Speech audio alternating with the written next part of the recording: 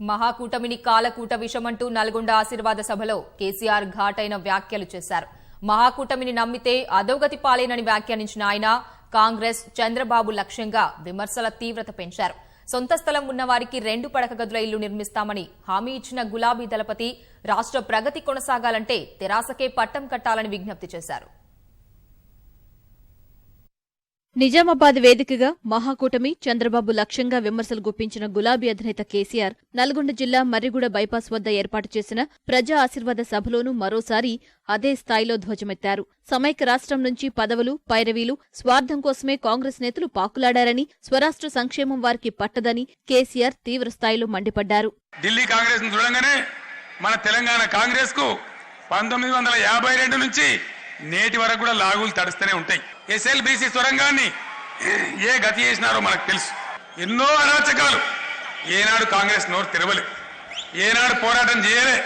కాంగ్రెస్ కావచ్చు, టీడీపీ కావచ్చు, వీళ్ళేమో చంద్రబాబు గులాములు, వాళ్ళేమో ఢిల్లీ గులాములు. ఈ గులాముల వల్ల తెలంగాణ ప్రజలు అన్ని రంగాలలో మన బతుకులు ఆగమైన విషయం మీ అందరికీ కూడా తెలుసు అని చెప్పి నేను మనవి చేస్తా ఉన్నా. ఈ జిల్లా నుంచే ఒక పిసిసి ప్రెసిడెంట్ ఉన్నాడు. నాకు అతని మీద వ్యక్తిగతంగా ద్వేషం లేదు, కానీ అతనికి ఏమి తెలియదు. నేను స్వయంగా ఉన్న అసెంబ్లీలో మేము ప్రిపేర్ అయ్యి రాలేదు, మాట్లాడడానికి సిద్ధంగా లేమని ఇదే ఉత్తమ్ కుమార్ రెడ్డి చెప్పి తోక ముడుచుకొని వెళ్ళిపోయినారు. ఇలా ఉన్నారు నాయకులు లేరా? నల్లగొండల ఎత్తు తక్కున్నారా, దొడ్డు తక్కున్నారా? బ్రహ్మాండంగా ఉన్నారు. ఒక్కడు కూడా ఎన్నడూ నోరు తెరవలే. ఇవాళ ఇక్కడ ఉన్న ప్రతిపక్ష నాయకుడు కానీ ఈ నల్లగొండ ఎమ్మెల్యే ఉనక మీద రోకలలో దుంకుతాడు.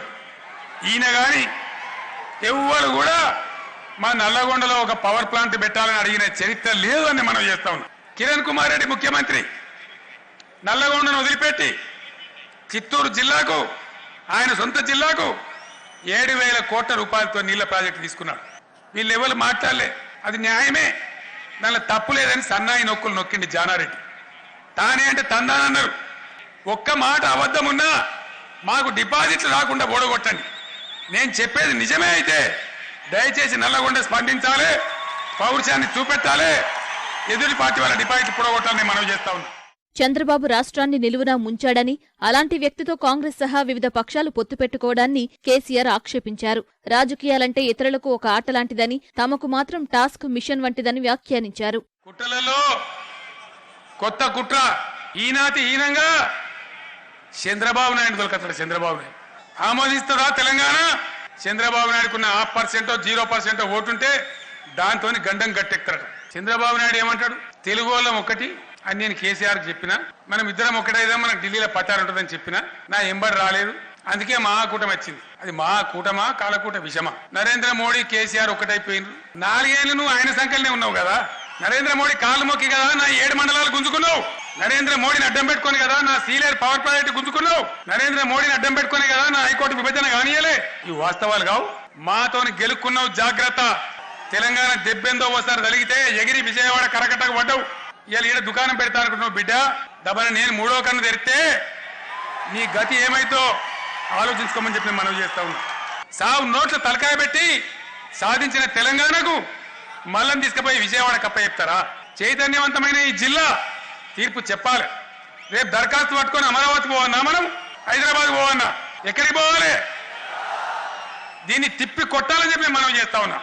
దబ్బని దుర్మార్గుల అధికారంలోకి వచ్చి చంద్రబాబు నాయుడు 15 ఎమ్మెల్యేలు గెలిస్తే మన డిండి ప్రాజెక్టు ముందర వడనిస్తాడా?